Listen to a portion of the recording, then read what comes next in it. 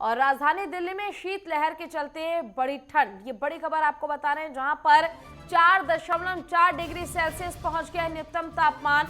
मौसम विभाग ने ठंड को लेकर अनुमान जताया है, सर्द हवाएं चलने से रहेगा शीतलहर का प्रकोप। खराब श्रेणी में दिल्ली की हवा की गुणवत्ता। राष्ट्रीय दिल्ली समेत पूरा उत्तर भारत इस समय शीतलहर से ठिठुर रहा है।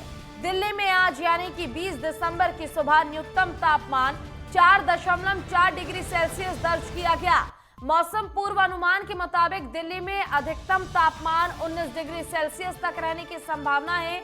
मौसम विभाग ने राष्ट्रीय राजधानी में सर्द हवाएं चलने यानी कि शीतलहर का प्रकोप दिन भर जारी रहने का अनुमान जताया है।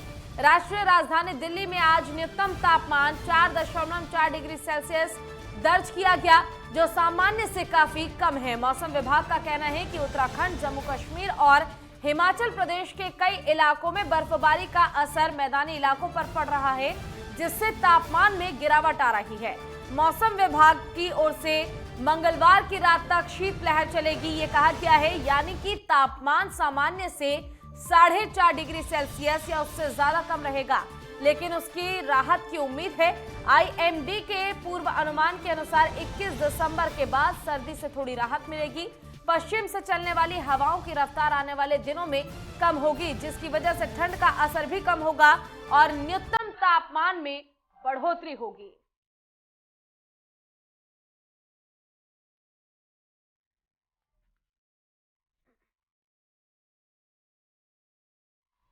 और एक बार फिर से हमारे साथ हमारे संवाददाता विवेक दीक्षित हमारे साथ लाइव जुड़ चुके हैं दिल्ली से। विवेक, जिस तरह अगर हम बीते 3 दिनों से देखें तो लगातार शीतलहर जो है, जो ठंडी हवाएं हैं वो चल रही है। मौसम काफी ज्यादा ठंडा हो गया है, अब महसूस होने लग गया है कि वाकई ठंड आ चुकी है। आपसे ये जानना चाहेंगे कि मौसम विभाग की ओर से जो पूरी जानकारी दी गई है, एक बार आप हमारे दर्शकों को बताएं।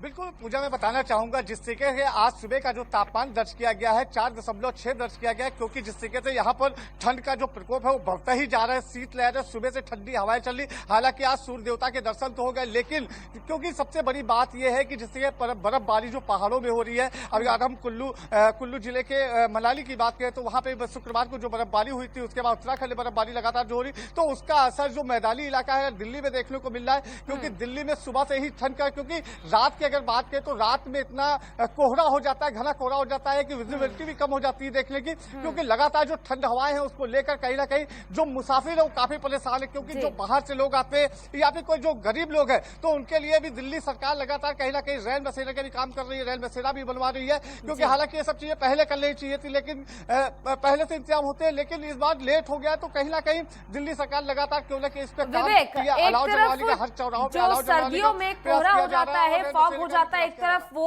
और दूसरी तरफ पॉल्यूशन, दोनों को अगर देखा जाए तो विजिबिलिटी लेवल जो है वो बिल्कुल ना के बराबर हो जाता है ठंड के मौसम में।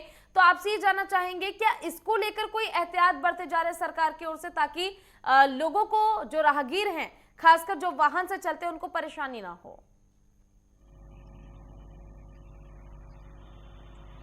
बिल्कुल, उसके लिए भी साफ तौर पे कह दिया, क्योंकि मौसम विभाग ने अलर्ट जारी कर दिया है। साफ तौर पे कह दिया है कि जो इस मौसम जो बिगड़ गया है, क्योंकि शीतलहर चल रही है। क्योंकि अगर हम बात करें अभी प्रदूषण की, तो प्रदूषण अभी कम हुआ है, क्योंकि जो खराब हवा थी वो अभी लगातार बनी हुई है। अगर हम बात करें कोहरे की, तो कोहरा और दोनों चीज मिलकर एक ज्यादा धुंध हो जाती है। तो सामने जो हाईवे के रोड होते हैं या फिर चौराहों के रोड होते हैं, तो वहां पे विजुअलिटी जो होती है वो कम हो जाती है। तो यहाँ पर लाइट जलाने के आदेश किए, जितने भी गाड़ियां यहाँ से निकले तो वो अपने हेडलाइट जलाकर चले। तो उसको देखते हुए कहीं ना कहीं सरकार भी इसमें कदम उठा रही। जो सड़क पर लगातार कहीं ना कहीं जो दिल्ली सरकार की तरफ से जो इंतजाम किए गए हैं कि चौराहों पर पहले से उनके खड़े होते हैं, वेंटर्स खड़े होते हैं, वो बताने का प्रयास करते हैं कि विवेक, हम भी अपने जो दर्शक हैं उनसे यही अपील करेंगे कि ठंड के मौसम में थोड़ा सावधान होकर सड़कों पर चले और ऐसे में एहतियात जरूर बरते, क्योंकि खुद की सुरक्षा खुद के हाथों में है। आपको बहुत बहुत शुक्रिया तमाम जानकारी के लिए विवेक।